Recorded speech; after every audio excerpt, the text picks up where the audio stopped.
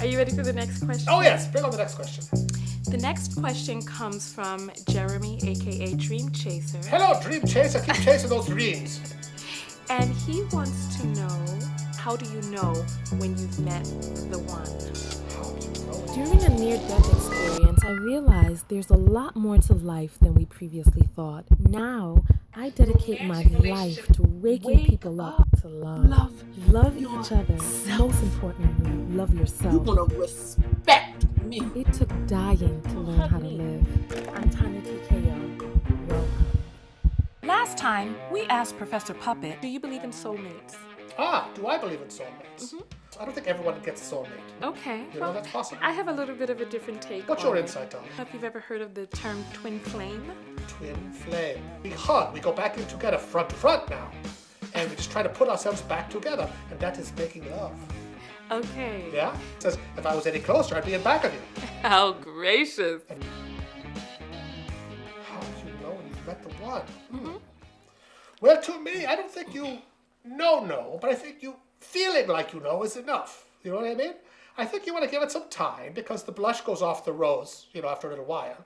You want to give it a few months, really. You don't want to get married in 24 hours in Las Vegas or something. Okay. Because like those very, very strong feelings burn out sometimes. You know what I mean? Yes, So especially you want if it's to give lust. it some time to wear in. And if it gets better over time, then maybe you have. If it gets like, all these annoying things about the person suddenly become evident, Yeah. and you're like, oh boy, this is not good. But if the annoying things become less annoying over time, you know what I mean? If your esteem for them grows over time, that's a good sign.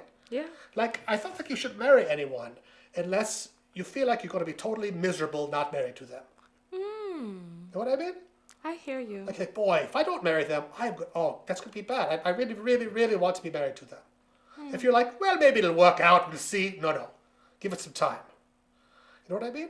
I hear you. But, Because- we did talk about this a little bit inside the video that I did on your channel, where I personally feel that we have to be complete in and of ourselves. So feeling a sense of misery without a person, I don't know if is the best indicator that that's the person you should be with. Because the first person you have to be with is yourself.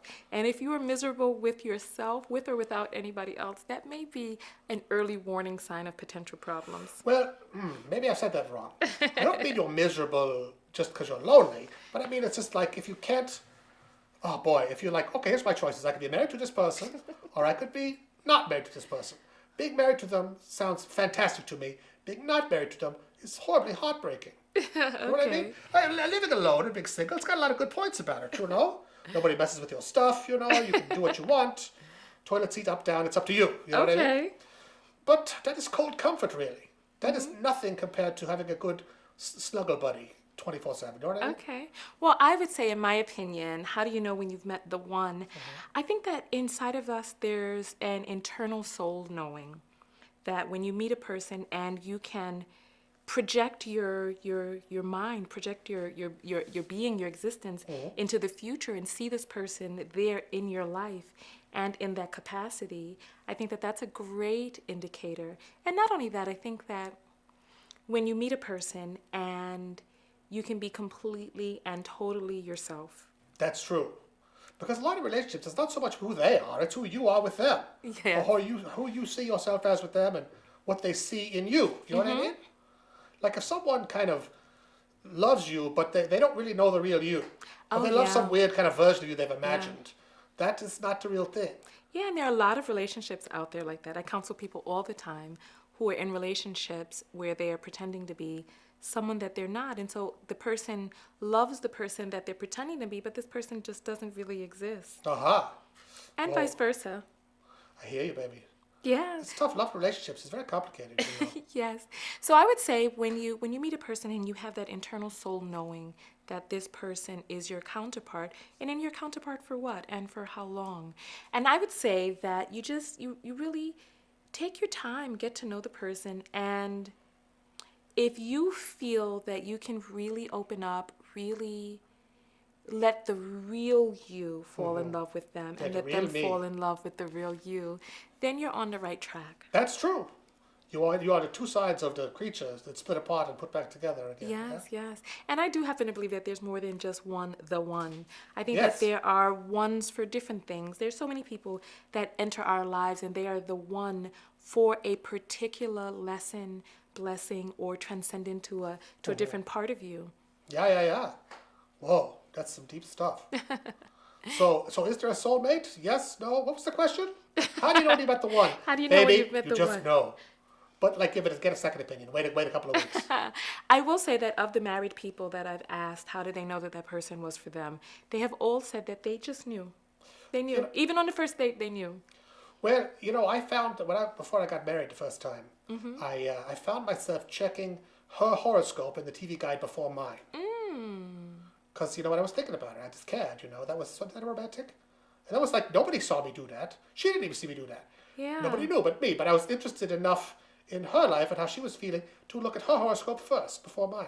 Okay, and so now you're divorced? Oh, I've been divorced for ages. Oh. But I was married for a very long time. But do you, and that goes to my point. So do you believe that she was the one, even though you guys got divorced? I think it was a total success. I think Okay. it was an absolutely positive experience all the way around. It didn't work out forever, but I think that's okay. We're not going to beat ourselves up over that. You know what I mean? Okay.